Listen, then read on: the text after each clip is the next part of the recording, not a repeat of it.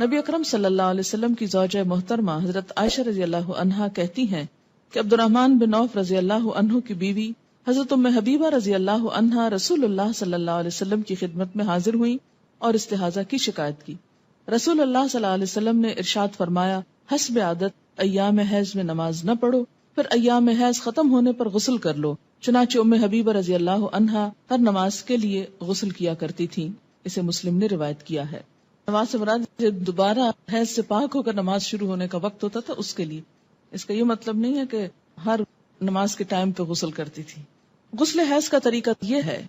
عن عائشہ رضی اللہ عنہا ان اسماء سألت النبی صلی اللہ علیہ وسلم عن غسل المحیض فقال تأخذ احداکن ماءها وسدرتها فتطهر فتحسن الطهور ثم تصب على رأسها فتدلكه دلكا شديدا حتى يبلغ شؤون رأسها ثم تصب عليه الماء ثم تأخذ فرصة ممسكة فتطهر بها. فقالت اسماء وكيف أتطهر؟ فقال سبحان الله تطهرين بها. فقالت عائشة رضي الله عنها كأنها تخفي ذلك تتبعين أثر الدم.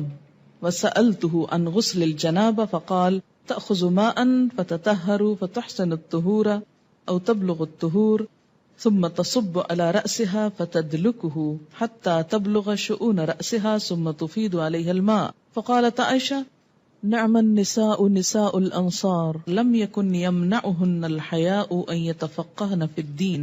رواہ مسلم. حضرت عائشہ رضی اللہ عنہا سے روایت ہے کہ حضرت اسماء رضی اللہ تعالی عنہا نے نبی اکرم صلی اللہ علیہ وسلم سے غسل حیض کے بارے میں سوال کیا کہ کیسے نہانا چاہیے اس کے بعد. تو آپ نے فرمایا پہلے پانی میں بیری کے پتے ڈال کر اچھی طرح حیض کے خون سے پاکی حاصل کر لو. یہ بیری کے پتوں کی ضرورت اس لیے کہ اس دور میں صابن کی ایسی صورت اور قسمیں موجود نہ تھی. مراد جس سے یہ کہ اچھی طرح صفائی حاصل کرنے کے لیے کہ سب میل کچیل دور ہو جائے اس پانی سے نہاؤ. اب دیکھیے کہ مردے کو نہلانے کے لیے بھی بیری کے پتے ڈال کر پانی کو بوائل کیا جاتا ہے اور اس سے نہلایا جاتا ہے. اور اس میں بھی ایک اب تو صابن استعمال کر لیا جاتا ہے لیکن دیہاتوں وغیرہ میں اب بھی لوگ اسی پانی سے نہلاتے ہیں. تو ایک طرح سے جراثیم کش محلول بن جاتا ہے اور ہر قسم کی نجاست کو جسم سے دھو ڈالتا ہے. اب یوں سمجھے کہ لیکوڈ سوپ کی طرح کا ہے. پھر سر پہ پانی ڈالو. یہ مراد اس سے یہ ہے کہ جہاں جہاں نجاست ہے اچھی طرح جسم کو مل کے دھو لو. پھر سر پہ پانی ڈالو اور خوب اچھی طرح ملو تاکہ پانی بالوں کی جڑوں تک پہنچ جائے. پھر سارے بدن پر پانی بہاؤ. پھر خوشبو لگی ہوئی روئی کا پھاہا لے کر اس سے پاکی حاصل کرو. یعنی جسم سے ساری اسمیل دور کرنے کے لیے کیا کرو؟ روئی کو خوشبو لگا کر اسے جسم پر لگاؤ تاکہ خون کی ساری نجاست کا اثر اور اسمیل اور گندگی دور ہو جائے. آج کے دور میں بھی اگر ایسا کیا جائے تو بہت اچھا ہے، لیکن صابن وغیرہ بھی خوشبودار جو ہوتا ہے اس سے یہ کام لیا جا سکتا ہے. اس سے آپ اندازہ لگائیں نا کہ اسلام پاکیزگی، طہارت، صفائی ستھرائی اور خصوصاً ایک عورت سے اچھی اسمیل آنے کی طرف کتنا متوجہ کرتا ہے. بہت سے ازدواجی زندگیوں میں جھگڑے محض اس لیے ہوتے ہیں کہ عورتیں اپنی کیئر نہیں کرتی اور خصوصاً جو نجاست سامنے نظر نہیں آتی اس کے بارے میں بہت کیئر لیس ہوتی. تو یہ چیز درست نہیں. اس لیے آپ دیکھیں کہ اللہ کے رسول صلی اللہ علیہ وسلم نے اگرچہ مسئلے میں کتنی حیا ہے لیکن اس کے باوجود اچھی طرح کھول کے بات سمجھائی تاکہ کوئی بھی ابہام نہ رہے. حضرت اسماء رضی اللہ تعالی عنہا نے عرض کیا روئی کے پاہے سے پاکی کس طرح، یعنی کاٹن بڈ سے کس طرح؟ آپ صلی اللہ علیہ وسلم نے فرمایا سبحان اللہ، پاکی حاصل کرو. یعنی اب آپ اس سے زیادہ اور کیا ڈیٹیل بتاتے. یعنی اٹس انڈرسٹوڈ کہ روئی کے اوپر خوشبو لگا کے جسم کے اس حصے پہ لگاؤ کہ جہاں نجاست کے اثرات رہے ہیں تاکہ وہ سب کچھ دور ہو جائے. حضرت عائشہ رضی اللہ عنہا نے آہستہ سے بتایا کہ حیض کی جگہ پر لگاؤ. پھر حضرت اسماء نے غسل جنابت کا سوال کیا تو آپ صلی اللہ علیہ وسلم نے فرمایا پہلے پانی سے اچھی طرح استنجا کرو، پھر سر پر اچھی طرح پانی ڈال کر ملنا چاہیے تاکہ پانی بالوں کی جڑوں تک پہنچ جائے، پھر پورے بدن پر پانی ڈالو. حضرت عائشہ رضی اللہ تعالی عنہا کہتی ہیں کہ انصار کی عورتیں بھی کیا خوب عورتیں ہیں کہ دین کی باتیں پوچھنے میں شرم محسوس نہیں کرتی. اسے مسلم نے روایت کیا.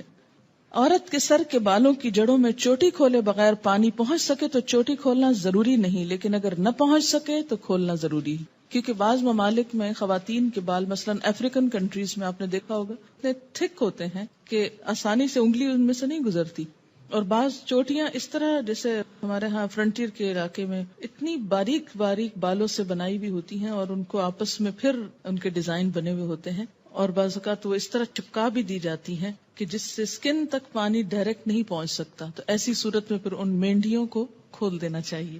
ان ام سلمۃ رضی اللہ عنہا قالت قلت یا رسول اللہ صلی اللہ علیہ وسلم ان امرأة اشد ظفر رأسی افانقضه لغسل الجنابہ قال لا انما يكفيك ان تحسي على رأسك 3 حسيات ثم تفيدين عليك الماء فتطهرين رواہ مسلم. ام سلمۃ رضی اللہ عنہا کہتی ہیں کہ میں نے عرض کیا یا رسول اللہ صلی اللہ علیہ وسلم میں اپنے سر پر چوٹی باندھتی ہوں، کیا غسل جنابت کے لیے کھول دیا کروں؟ آپ نے فرمایا نہیں، سر پر 3 لب پانی ڈال لینا کافی ہے، اور اس کے بعد سارے بدن پر پانی بہا کر پاک ہو سکتی ہو. اسے مسلم نے روایت کیا ہے. ان عائشہ رضی اللہ عنہا ان النبی صلی اللہ علیہ وسلم قال لها وكانت حائضا انقضی شعرک واغتسلی رواہ ابن ماجہ. حضرت عائشہ رضی اللہ تعالی عنہا سے روایت ہے کہ جب وہ غسل حیض کرنے لگیں تو آپ صلی اللہ علیہ وسلم نے فرمایا اپنے بال کھول لو اور غسل کرو. اسے ابن ماجہ نے روایت کی. ینگ تھی، ان کے بال ہو سکتا بہت تھک ہو. حضرت ام سلمہ ایجڈ تھی، 4 بچوں کی ماں تھی، بال ایک ایک بچے کے بعد جھڑتے گئے اور ہلکے ہو گئے، اس لیے ان کے لیے کافی تھا کہ وہ پانی ڈال لیں. لیکن حضرت عائشہ کو آپ نے کچھ اور بتایا، اس لیے کہ ان کے بال تھک ہوں گے.